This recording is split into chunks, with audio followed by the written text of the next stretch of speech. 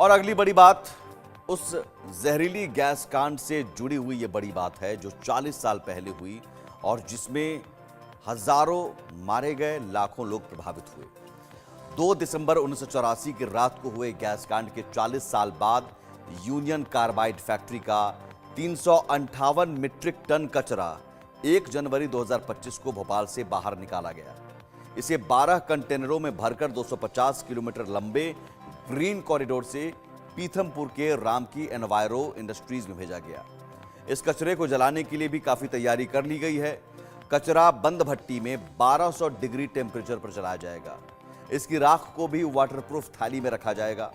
हालांकि इसे लेकर विरोध भी हो रहा है, आज भी प्रदर्शन हुआ।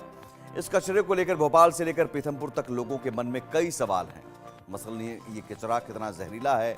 40 साल पहले जब सर्दियों में भोपाल गैस कांड हुआ तो इस बार भी सर्दी में ही इसे जलाया जाएगा या नहीं? पीथमपुर को ही क्यों चुना गया और कैसे जलाया जाएगा? जलाया जाएगा तो राख का क्या होगा? तो आज बड़ी बात में इन्हीं सवालों का जवाब हम आपको बताते हैं। सबसे पहले यूनियन कार्बाइड के कचरे के बारे में जानिए। 40 साल पहले यूनियन कार्बाइड फैक्ट्री में मिथाइल आइसोसाइनेट गैस का रिसाव हुआ। 2003 तक 15,000 लोगों की मौत का दावा और अब तक 5.5 लाख लोग प्रभावित हुए। 21 साल पहले मध्य प्रदेश हाईकोर्ट में इस कचरे को यहां से हटाने की याचिका दायर की गई, जिसके बाद सुप्रीम कोर्ट ने भी आदेश दिया। तो फिर 1 जनवरी 2025 की रात 250 किलोमीटर का ग्रीन कॉरिडोर बनाकर कचरे को पीथमपुर ले जाया गया। इस कचरे को 12 कंटेनर में भरकर, जो कचरा 358 मीट्रिक टन है, 12 कंटेनर में भरकर ले जाया गया। 72 घंटे 358 मीट्रिक टन कचरे की पैकिंग में लगे। 700 मजदूर इस काम में लगाए गए थे और अब जो जलाया जाएगा उसमें 3,750 रुपए प्रति किलो इस कचरे को जलाने पर खर्च होंगे, जबकि 358 मीट्रिक टन है। अब लोगों के मन में सवाल है कि आखिर पीथमपुर को ही क्यों चुना गया? कचरा जलाने के लिए क्यों भेजा गया पीथमपुर को? दरअसल पीथमपुर में रामकी एनवायरो इंजीनियर्स को कचरा निष्पादन का टेंडर मिला है। रामकी एनवायरो इंजीनियर्स कंपनी कचरे से 2005 से ही जुड़ी हुई है। इसी कंपनी ने फैक्ट्री परिसर में फैले 347 मीट्रिक टन कचरे को पहली बार पैक करके रखा था।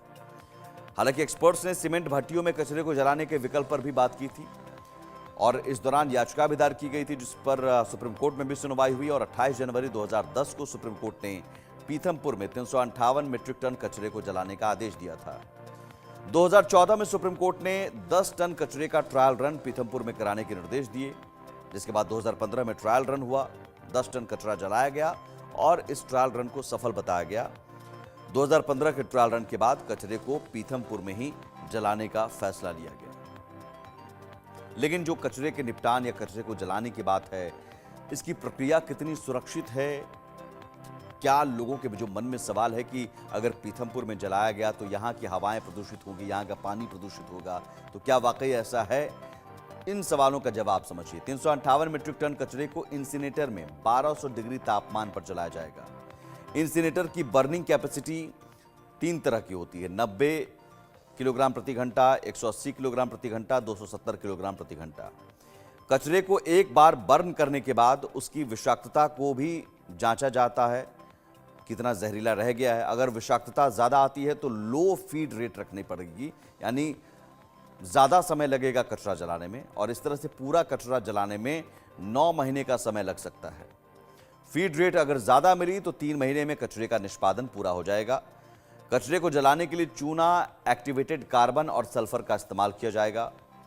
मरकरी और भारी धातुओं को अवशोषित करने के लिए कचरे और चूने के साथ सल्फर पाउडर डाला जाएगा। इससे जो एनवायरनमेंट है, वातावरण में न तो धुआं जाएगा और ना ही पानी। कचरा बर्न होने के बाद उससे 4 गुना ज़्यादा राख बचेगी और कचरा जलाने के बाद बड़े बड़े गड्ढे खोदकर उनमें आरसीसी की दीवार बनाई जाएगी, जिसमें इस राख को भरा जाएगा और फिर ऊपर से प्लास्टिक की लेयर बनाकर आरसीसी से पैक किया जाएगा। यानी इस प्रक्रिया के बाद वेस्ट में ना तो पानी जाएगा और ना ही वेस्ट का प्रभाव जमीन और भूजल पर पड़ेगा।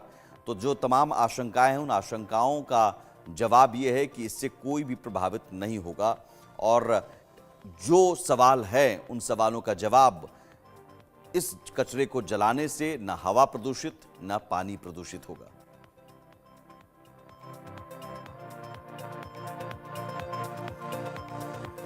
आगे बढ़ते हैं, अगली बड़ी बात हिंदुओं की आबादी से जुड़ी हुई।